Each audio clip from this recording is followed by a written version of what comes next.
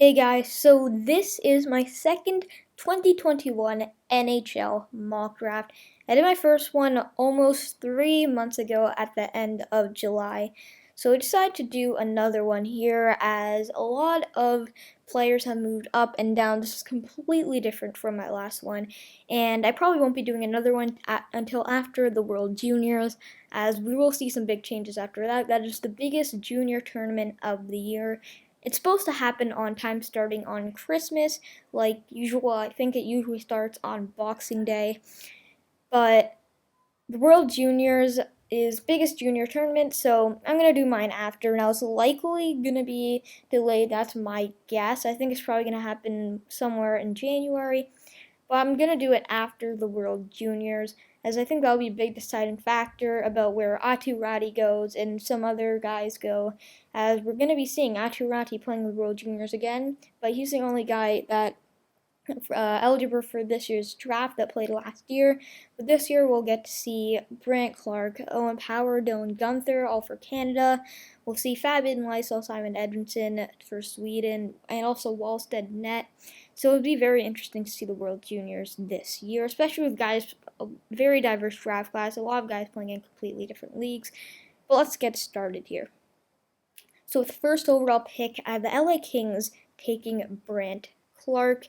A lot of people are saying that he is the best defensive prospect since Rasmus Dahlin, which says a lot. Better than Bowen Byram, Quinn Hughes, probably better than Kel McCarr in 2017 if they're saying he's better than Rasmus Dahlin. And I agree with that. He had 38 points in 57 games last year with the Barrie Colts of the OHL. Very impressive numbers as an elite left shot defenseman, offensive defenseman. Said played on the Barrie Colts. And LA, they have Alex Turcotte, who they picked 5th overall in 2019. So they have that future elite #1 center, which Raty will also be. So I think defense is their biggest issue, and they acquire the future #1 Norris candidate defenseman here in Brandt Clarke, as right now their best defensive prospect is Tobias Bjornfoot. He's only going to be a second pairing defenseman most likely, and Drew Doughty, he's old and pretty trash now. So I think this is a really good pick for LA, and and Clarke just slightly edges out Aatu Raty, which brings us to the second overall pick. The Detroit Red Wings get Aatu Raty. So Aatu Raty is definitely the biggest storyline for this year's draft, where he goes first overall. I mean, I've seen sometimes he goes barely in the top 10, so I'm just going like 7th or 8th overall, but usually he is in the top 3 at 1. He's usually at 1 or 2. But we're seeing a lot more him at #2 now. But this is kind of a no-brainer for Detroit right now. Best player available. Now, this could change, and I think he could drop all the way to 6 or 7 after the World Juniors if he has a lackluster performance, and if he continues to have play not so great in Liga with, can't remember the team he's playing for right now, but he is playing with the Liga in Finland, the top Finnish league, and he is playing against men, so it's a bit harder to tell. But Detroit, they would love to get Raty. They have Dylan Larkin, but I think Raty will be better than Dylan Larkin, and he'll be that #1 center, creating a very good 1-2 tandem with Larkin and Raty. Now moving on to #3, I have the Anaheim Ducks taking Dylan Guenther. So before I had them taking Owen Power, this time I have them going for the #1 center. As Owen Power, he's a huge defenseman who is going to be a very good player. I think he's going to be elite #1 defenseman, but they already have Jamie Drysdale, who they drafted last year. They've got a lot of forward prospects, Sam Steele, Max Jones, 2 really good center prospects. They got Jacob Perreault, who they just drafted this year. He's another really good prospect.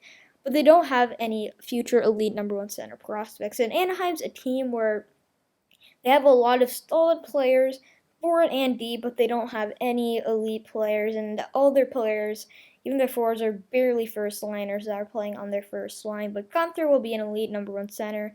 Put up some really good numbers. He's a left wing and put up just over a point per game in the WHL, but I think he also plays center as well. He plays center and left wing, that flexibility I think Anaheim will like. So moving on to #4, the Seattle Kraken take Owen Power. So Guenther and Power switched spots. Guenther was originally going to Seattle, now Power's going to Seattle. He is a huge 6 6'5" left shot defenseman, 214 pounds. He had 40 points in 45 games in the USHL last year. And I think his size, his weight, his physicality, and also he's evidently a very skilled player with almost a point per game in the USHL, which I know is not a great league, it's more of a junior league, but still that's very good numbers for a 16-year-old or 17-year-old like Owen Power was. He's going to be playing in the NCAA, I think either North Dakota or Michigan next year, and I think he can jump right into the NHL for the Seattle Kraken after having that college experience. They're going to want their most important player playing in the NHL. Now moving on to number 5, I have the Chicago Blackhawks. They just said that they're going to rebuild. That's why I have them here at 5, and they're going to just probably want to take who I think is the best player available. Also, it helps that he is a position in need in Carson Lambos. He is a left shot defenseman, 32 points in 57 games last year with the Winnipeg Ice of the WHL, playing on the same team as Matthew Savoy, also same team as Payne Krebs. That was a pretty good team. Savoy didn't really play there. I don't really know what happened with him. For those of you who know, it's kind of weird situation Savoy was in, but he was in NHL 20 for a good chunk of the year on the Winnipeg Ice.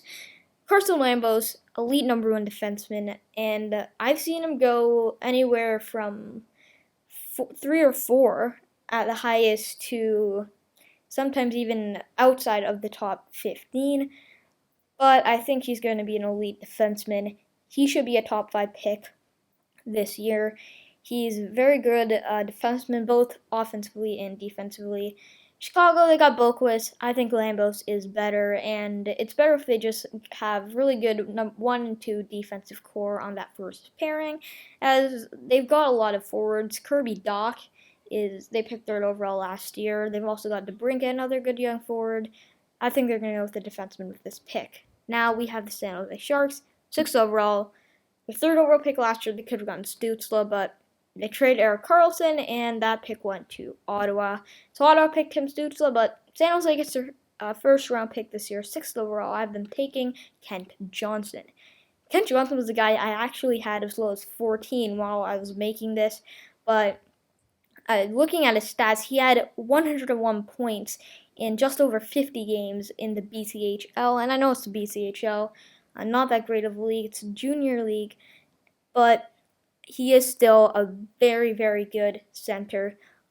I think he will be a borderline fringe elite center. I think he'll be a first-line center, but I don't know if he'll be necessarily elite, but San Jose, they've got centers. They got, I believe, Thomas Hertl, one of Thomas Hertl, Timo Meyer's center, or maybe both. Got Logan Couture. I think Logan Couture is going to get traded. He's an expendable piece. He's at his peak value right now. I think they'll just maximize his value and cash in and trade him soon. Maybe not this offseason, but I think at some point next year, especially if they get Kent Johnson. He's a very, very, very good player and probably going to take a couple years to play in the NHL. He's playing with Michigan this year, but he is born in October, I think, so he's a year older. Probably going to take 1 or 2 years still, though, to jump into the NHL for San Jose. But San Jose, they're taking, in my opinion, best player available was very close. I mean, 6 to 10 or 11 is very close. Ken Johnson is going to be a very good player. At 7, I have the New Jersey Devils taking Jack Hughes' brother, Luke Hughes. They need a defenseman. Their only other good defensive prospect is Ty Smith. It's logical to take Luke Hughes. There's another couple other defensemen they could take here, but why not take Jack Hughes' brother? 8th overall, I have the Habs taking Fabian Lysell. Very, very good left wing. He can play both wings, actually. 6 points in 11 games with Frölunda's under 20 team last year. And this year he actually has 13 points in 10 games, which is very, very good. I think he's going to be, like Johnson, a fringe first-line winger. And the Habs, they just need to stock up on wingers. They could pick a guy like Simon Edmondson, a defenseman, but we got way too many left-shot defensemen right now. I don't think it's very beneficial. I think they should hope that one of, like, Romanov, Dooley, somebody will end up becoming a first-pairing defenseman. Most likely it's going to be Romanov, but I think the Habs are going to take best bet here in Lysell. Now, moving on to number 9, I have the Islanders taking Simon Edmondson, best defensive prospect available. I had him going 5th overall before. He moves down to 9th, but he's still, I think, a great player. And after trading Devin Taves, I think Islanders are going to miss the playoffs after making the 3rd round, kind of like what Ottawa did. Not as bad, but they've kind of turned to a mess. Lou Lamoriello hasn't done a good job. They've definitely gotten worse, especially they haven't re-signed RFAs, Matthew Barzal, and Ryan Pulock. So they're going to go with Edmonton. They need an elite defenseman. That's what Edmonton brings to the table. Now, 10th overall, the Ottawa Senators will take Jesper Wallstedt off the board. And I think, in my opinion, he's slightly better than Yaroslav Askarov. It is close, though. He's a very, very good player. I think he has like a 9.944 save percentage this year, and he's put up very good numbers this year and last year playing in the SHL. I think he's part of the Lule organization. That's probably not how you pronounce it. But Ottawa, they have Matt Murray. Jesper Wallstedt will be an elite goalie. In my opinion, I think he has the potential to be a top 5 goalie in the league. So why not go for it? That's really the only position we need right now because they're set for the future. They've filled out forwards and defensemen. Now, at 11th overall, I have the Minnesota Wild taking Matthew Beniers.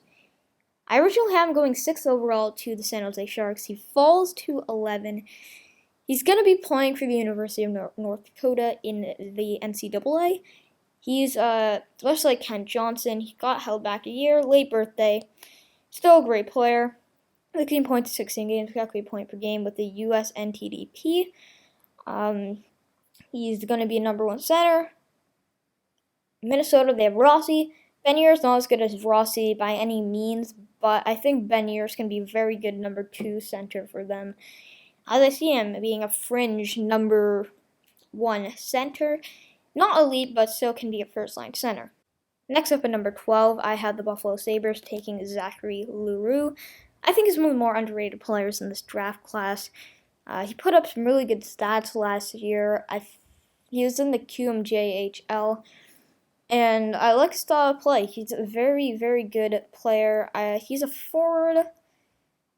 I think he's a center. I'm not sure about that, though. But Buffalo, they're just missed the playoffs. They're taking the best player available, which is Leroux. But it's very close between Leroux and who I have at 13, going to the Panthers, which is Mason McTavish. Very, very good player. And I've seen him go in the top 3 even. Mostly, highest is 4 or 5. But, again, just another taste of taking best player available. Forward, if they miss the playoffs, I mean, it's not looking up for them. Kind of just hovered around and being a mediocre team for a while now. Now, at 14, the Penguins missed the playoffs. Kind of the end of their dynasty as one of the best teams in the league for a very, very long time, ever since they won that cup. Sidney Crosby, but I have the Penguins taking Chaz Lucius coming out of the United States National Team Development Program, just like Matthew Beniers. Put up some really good numbers. I've seen him go in the top 10, and this is going to be a sad time for Penguins if they do miss the playoffs, so they're going with the best player available. Now, 15, to round up this mock draft, I have the Columbus Blue Jackets taking Daniil Chaika. Chaika, I think he's best defenseman available. Another guy who I think is pretty underrated. He's put up some pretty good numbers in the OHL last year. Now he's playing in Russia this year. He's actually played a bit in the VHL and the MHL. But I think he's a good defenseman. Could possibly be a replacement for Ryan Murray now. That's obviously 3 or 4 years down the road. But I see him probably being as good as Ryan Murray is right now. Not number 1, not a first pairing defenseman. I think Chaika, Lucius are both going to be more second-liners and second-pairing defensemen. McTavish, Leroux, they're kind of in a weird position. I think they could end up being first-liners or second-liners as well. But this is a very tough draft class to do. This was much harder than all of my 2020 NHL mock drafts, but a couple guys I actually missed out. Brennan Othman, I had him on this list originally, but I just took him off. He's another solid player, but he played for Flint. Another guy, Zachary Bolduc, Cole Sillinger, all guys that could have made the list, and I think in the future have the potential to be a top 15 pick. But that is it, guys. Please remember to leave a like and subscribe if you haven't done that already. Hope you enjoyed this video. Thank you for watching. We'll see you in the next one.